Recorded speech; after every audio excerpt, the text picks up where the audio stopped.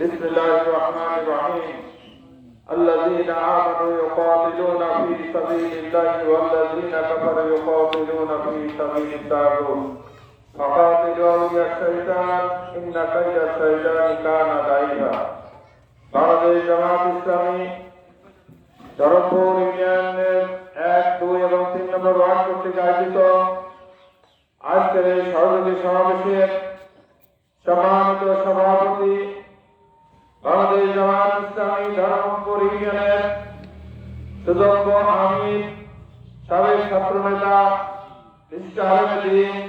জনাব মাওলানা মাহমুদুর রহমান আজকের এই সমাবেশে উপস্থিত অন্যতম বিশেষ অতিথি হিসাবে আছেন ভেড়ামারা গণমানুষের নেতা ভেড়ামারা উপজেলা আদালতের সাবেক আমির বিশিষ্ট শিক্ষাবিদ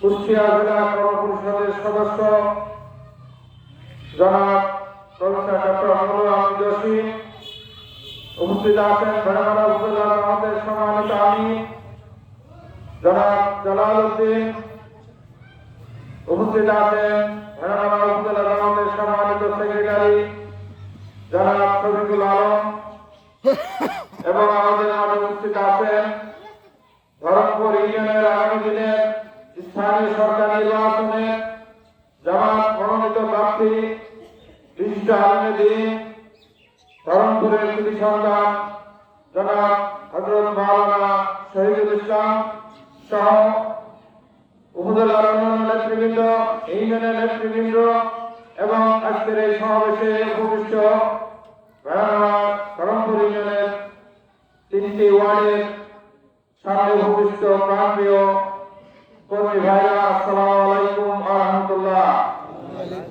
আল্লাহ রাব্বুল আলামিনের শুকর আদায় করছি যে রাব্বুল আলামিন আমাদেরকে খোলা ময়দানে কথা বলার সুযোগ করে দিয়েছেন।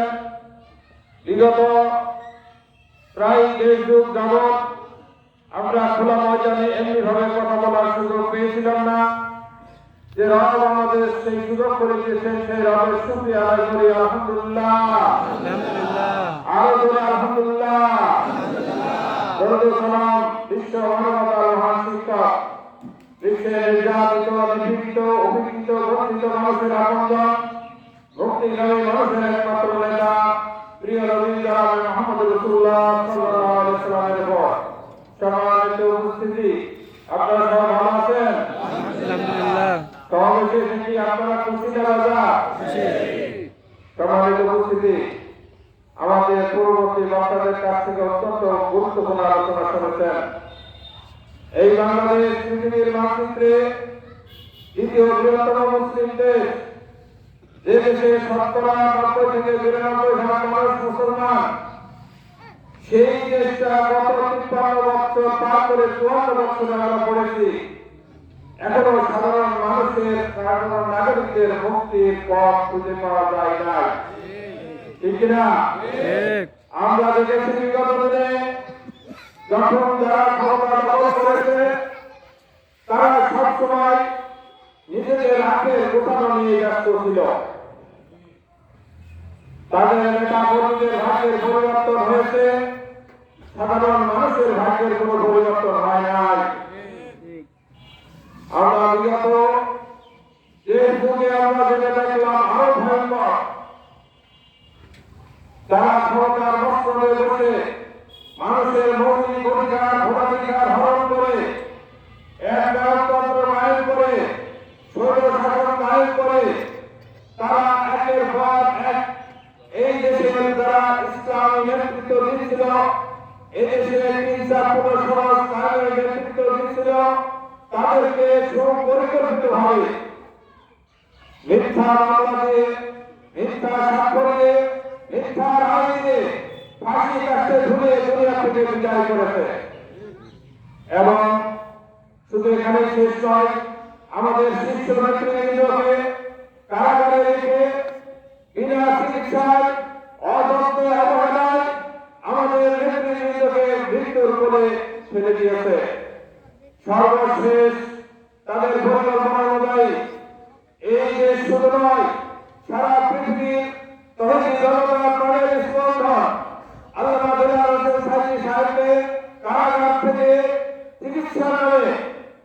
হাসপাতালে এনে সুপরিকল্পিতভাবে হত্যা করা হয়েছে। ঠিক। সম্মানিত ভাইরা আমার, তারা ভেবেছিল যে আমরা এই ইসলামের নেতৃত্বকে শেষ করতে পারলে আমাদের ক্ষমতা পাকাপোক্ত। সেটা কি হয়েছে ভাইরা আমার? আমরা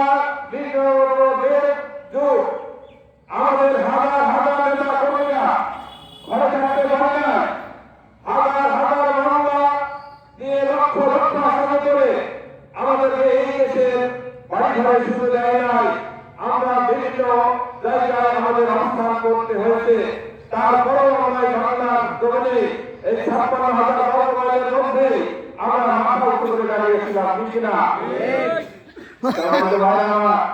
সেই ঘাটে সে জানেন এই পরিকল্পনা নিয়ে এগিয়েছিল এবং সর্বশেষ বাংলাদেশ জামাত ইসলামী এবং ইসলামী ছাত্র শিবিরকে গত 1 আগস্ট অবৈধ সরকারের অবৈধ নির্বাহী আদেশে আমাদেরকে নিষিদ্ধ করা হয়েছিল। আমরা সেদিন ভেবেছিলাম যে আমরা এখন কি করবো।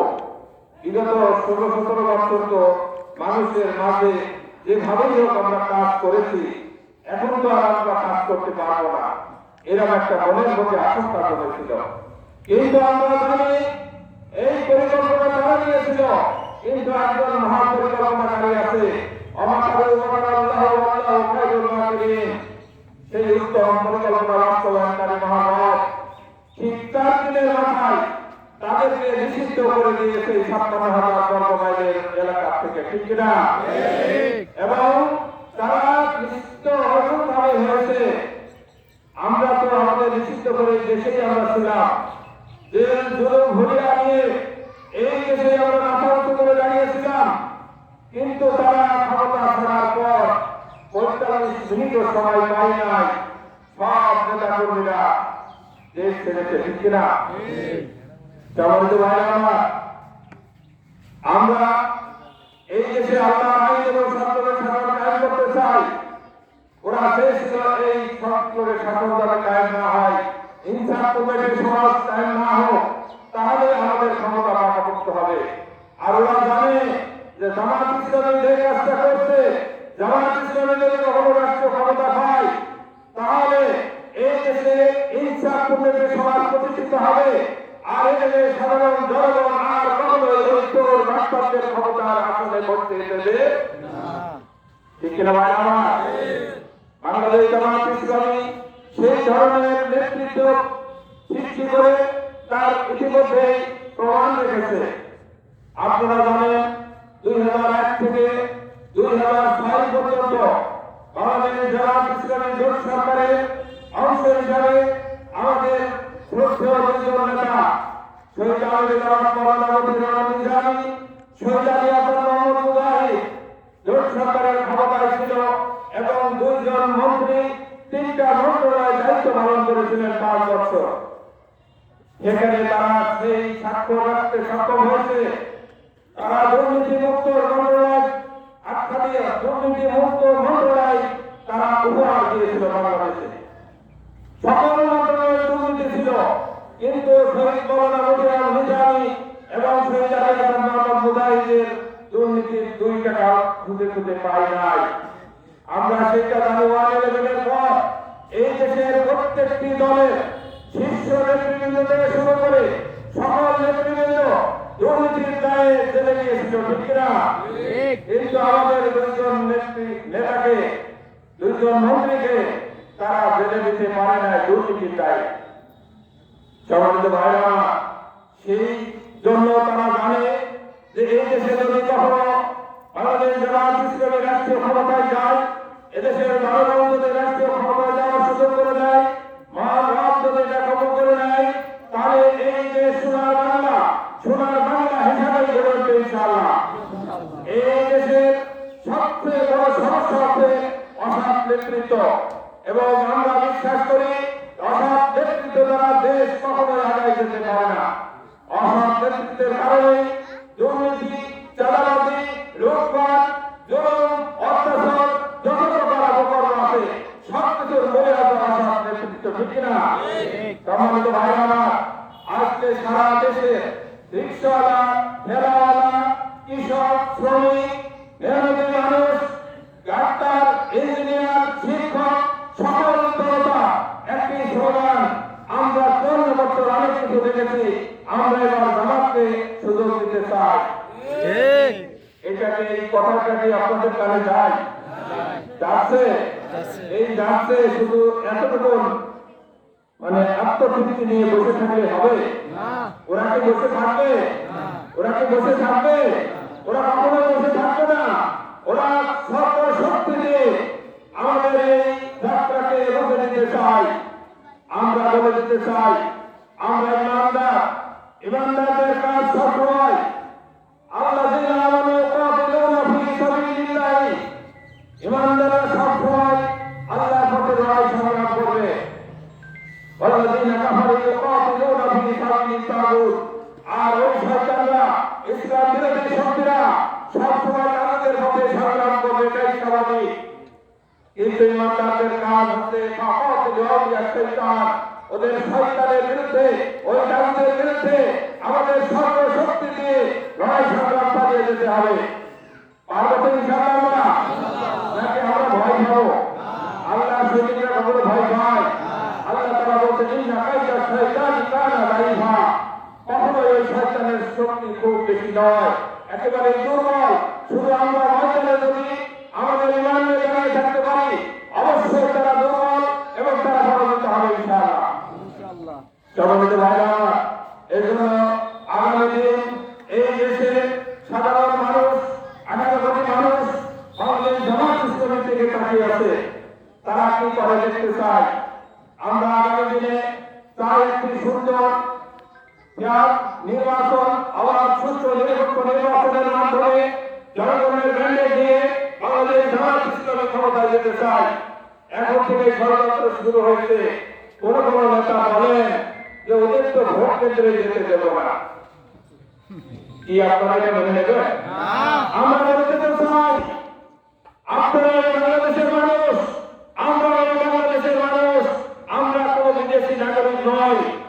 আপনাদের 2 হাত আছে, আমাদের 2 হাত আছে, আপনাদের 2 পা আছে, আমাদের 2 পা আছে। কি আপনারা মোকাবেলা করবেন? আল্লাহ সৈনিকরা কখনোই কারোর কাছে মাথা নত করে না।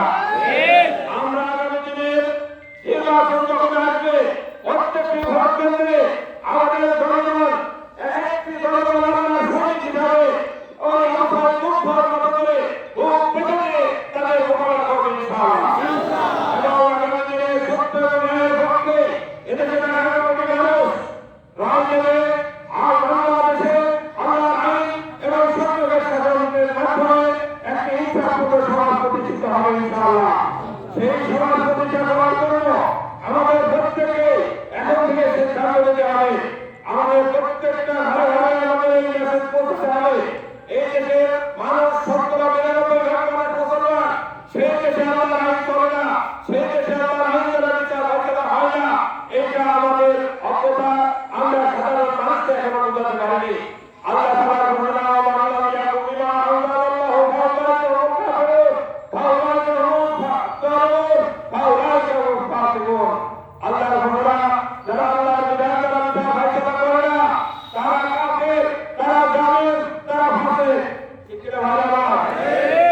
যারা আল্লাহর আইন দ্বারা দেশ পরিচালনা করবে না, মানব রচিত এবং গড়া আইন দ্বারা দেশ পরিচালনা করতে চায়, তাদের পক্ষে যারা কাজ করবে, সেই আইন প্রতিষ্ঠার জন্য যারা কাজ করবে, যারা দেশ পরিচালনা করবে ওই আইন দ্বারা, তাদের পক্ষে যারা থাকবে, তারা ইমানদার থাকবে ভাইরা, থাকবে। এই জিনিসটা বোঝাতে হবে আমাদের। এই জিনিসটা 97-92% মুসলমানের দেশে এই ইমানদারকে বোঝাতে হবে। একটি ভোট শুধু ভোট নয়, এটা একটা অত্যন্ত ইবাদত, বড় মাপের ইবাদত। এই জন্য আল্লাহ তাআলার ঘোষণা, ইন্নাল্লাহা ইয়ামুরুকুম আন তু'তুল আমানাতি ইলা আহলিহা ওয়া ইযা হাকামতুম বাইনা নাসি আন তাকুমু বিল আদল। আল্লাহ তাআলা বলেছেন, যখন ইমানদাররা রাষ্ট্রীয় ক্ষমতায় যাবে, অর্থাৎ তোমাদের যে আমানত, তোমাদের যে ভোট মূল্যবান ভোট, এটা সব এবং সত্য পথে সমর্থ করে দাও। কারণ হলো এটা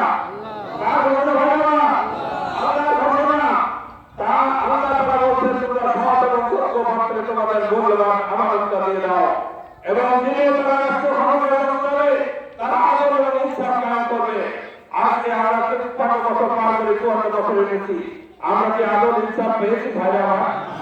এখনো আমরা দেখছি গত বিগত 5 আগস্টের পরে এই দেশের তরফ থেকে তারা সব ভাই গোষ্ঠী পালাই গেল। আরো কি দেখলাম, আমরা দেখলাম যে এই দেশে বলা হতো যে জননেত্রী, কি বলা হতো? জননেত্রী, মানে জনগণের নেত্রী। আমার বন্ধুর কন্যা, উনি এই দেশের কত বড় জনগণী। 5 আগস্টে পালাই যাওয়ার সময় এই দেশের আর একটা নাগরিককে সাথে নিয়েছিল, তার কাছে কোনো মন্ত্রীকে সাথে নিয়েছিল, 2 জন উড়াল দিয়ে চলে গেল শুধুমাত্র 2টা বোম। তাহলে জনগণের সাধারণ মানুষের কেন তার কাছের লোকদের যদি সে ভালো না রাখতে পারে, তাহলে এই দেশের সাধারণ মানুষ কিভাবে ভালো রাখবে? ঠিক কিনা ভালো না? সবাই তার আত্মপ্রাণ বাঁচা, ঠিক কিনা? আবার আমরা দেখছি সেই একই নদী 5 আগস্টের পরে কেউ কেউ কোনো নেতা আবার বলেন যে আমাদের ভাইরা, আমাদের কর্মীরা 15-16 বছর না খেয়ে আছে, সেখানে ক্ষুধায় আছে। এত ক্ষুধা শুধু তোমাদের, এত ক্ষুধা শুধু আপনাদের। এদেশের 18 কোটি সাধারণ মানুষের পেটে ক্ষুধা নাই। এই দেশের আওয়াজ মুখ্য 2000-এর উপরে ধরন ছাত্র জনতা জীবন দিল, 1.5 লক্ষের মতো ছাত্র জনতা আহত হলো, বন্ধুত্ব বরণ করলো, চোখ হারালো, হাত হারালো, পা হারালো। তাদের কি এইটাই পাওয়া ছিল? তারা এই সমাজ দেখতে চেয়েছিল 5 আগস্টের বড় চাঁদাবাজি থাকবে, জুলুম থাকবে, অত্যাচার থাকবে, দখলদারিত্ব থাকবে, ভয় হুমকি থাকবে? এটা কি তারা চেয়েছিল ভাইরা আমার? চেয়েছিল? এটা তারা পায় না। এবং এই দেশের 18 কোটি মানুষ অবশ্যই আগামী দিনে কোনো স্বৈরাচারকে আর ক্ষমতায় দেখতে চাই না, কোনো জনতাকে ক্ষমতায় দেখতে চাই না, কোনো চাঁদাবাজকে ক্ষমতায় দেখতে চাই না, কোনো দখলদারিত্বকে ক্ষমতায় দেখতে চাই না। এদেশের মানুষের ভোট ভেঙে গেছে। এদেশের মানুষ আগামী দিনে ন্যায় এবং ইনসাফের প্রতি জনগণকে ভোট দিয়ে এদেশে আল্লাহর আইন এবং সত্যের শাসনের মাধ্যমে কোরআনের পার্লামেন্ট প্রতিষ্ঠিত করবে ইনশাআল্লাহ। সম্মানিত ভাইরা, এজন্য ভারতবাসীকে জানাতে হবে আপনারা আসুন, আমরা সবাই মিলে আমাদের সর্বশক্তি দিয়ে আমাদের দান মাল সবকিছু উদার করে দিয়ে আগামী দিনে 18 কোটি মানুষের মুক্তির জন্য, দেশে ইনসাফপূর্ণ সমাজ প্রতিষ্ঠার জন্য আমাদেরকে কাজ করতে হবে। পারবো ইনশাআল্লাহ? তারা পারবেন? এই সমাবেশ থেকে ফিরে আমাদের প্রত্যেকটি ঘরে ঘরে মানুষের কাছে দাওয়াত পৌঁছে দিতে হবে। ভোট একটি পবিত্র আমানত। এই আমানত আল্লাহ যেখানে বলেছেন, যাদের কথা বলেছেন তাদের কাছে আমরা সুযোগ করে দেবো ইনশাআল্লাহ। এবং এর মাধ্যমে আল্লাহ আইন এবং সরকারের শাসন প্রতিষ্ঠার মাধ্যমে আমরা একটি ইনসাফপূর্ণ সমাজ প্রতিষ্ঠা করতে চাই। সম্মানিত ভাইরা আমার, কাদের দ্বারা ইনসাফ হবে? এদেশের মানুষ এই 10 মাসেই বুঝে গেছে, ঠিক কিনা? এদেশের মানুষ, 18 কোটি মানুষ এই 10 মাসে বুঝে গেছে। এই দেশের মানুষ এখন বলছে আগে নিত 5 টাকা, এখন নেয় 10 টাকা, ঠিক কিনা? এইরকম ভাবে রেট বাড়ছে, পরিবর্তন কিছু হয় না। একই জিনিস বদলের পরিবর্তন হয়েছে, ঠিক কিনা? 5 আগস্টের পরে ইসলামী এই দেশের সকল শহীদদের প্রত্যেকটি শহীদের পরিবারের কমপক্ষে 2 লক্ষ করে টাকা সহায়তা করেছে জামাত ইসলামী। এবং যারা আহত হয়েছে, বন্ধুত্ব বরণ করেছে, তাদের প্রত্যেকের চিকিৎসার দায়িত্ব দিয়েছে জামাত ইসলামী। জামাত ইসলামীর একটি লোকের বিরুদ্ধে এই 56,000 বর্গমাইলে 18 কোটি মানুষের মধ্যে একটি নেতা কর্মীর বিরুদ্ধে এই অভিযোগ আনতে কেউ পারে নাই। জামাত ইসলামী কারণ 5 টাকা চাঁদা দাবি করেছে, ঠিক কিনা? এই দেশের মানুষ বোঝে, এই দেশের মানুষ বুঝে গেছে। আগামী দিনে আল্লাহর আইন এবং সত্যের শাসনের পক্ষে রাজনীতি ইনশাআল্লাহ এই ভেড়ামারাবাসী উত্তরায়ণ করবে। ভেড়ামারাবাসী চোখ বন্ধ করে থাকে না, ভেড়ামারাবাসী চোখ খোলা। তারা ইনসাফপূর্ণ সমাজ প্রতিষ্ঠা করতে চায়, দেখতে চায়। প্রিয় ভাইরা, এই জন্য আসুন আমরা আগামী দিনে যে কোনো সময়, যে কোনো চ্যালেঞ্জ মোকাবেলায় আমরা প্রস্তুত আছি। আমরা একমাত্র ভয় করবো কাকে? আল্লাহকে। একমাত্র আল্লাহকে ভয় করবো, কাউকে অস্বীকার করো, এটা আল্লাহ তাআলার ঘোষণা। প্রিয় ভাইরা, আমি আর কথা না বাড়িয়ে আমি শুধু আপনাদের কাছে উদাত্ত আহ্বান জানাতে চাই, আমরা এখন থেকে এই ভেড়ামারা উপজেলা এই ধরনপুর থেকেই আমাদের আওয়াজ উঠবে আগামীর মার্কা দাঁড়িপাল্লা মার্কা। এই দাঁড়িপাল্লা মার্কা আমাদের জোয়ার সৃষ্টি করতে হবে। পারবো ইনশাআল্লাহ? ঠিক কাজ হবে দাঁড়িপাল্লা এবং ইনসাফের প্রতি দাঁড়িপাল্লা, সেই দাঁড়িপাল্লার বিজয় হবে ইনশাআল্লাহ আগামী দিনে। এদেশের সাধারণ মানুষ সেটাই চাচ্ছে। আমাদেরকে সেইভাবে প্রস্তুতি নিয়ে ময়দানে আমাদের কাজ করতে হবে। পারবো ইনশাআল্লাহ? কারা কারা পারবে? আল্লাহ তাআলা আমাদের সবাইকে কবুল করুন।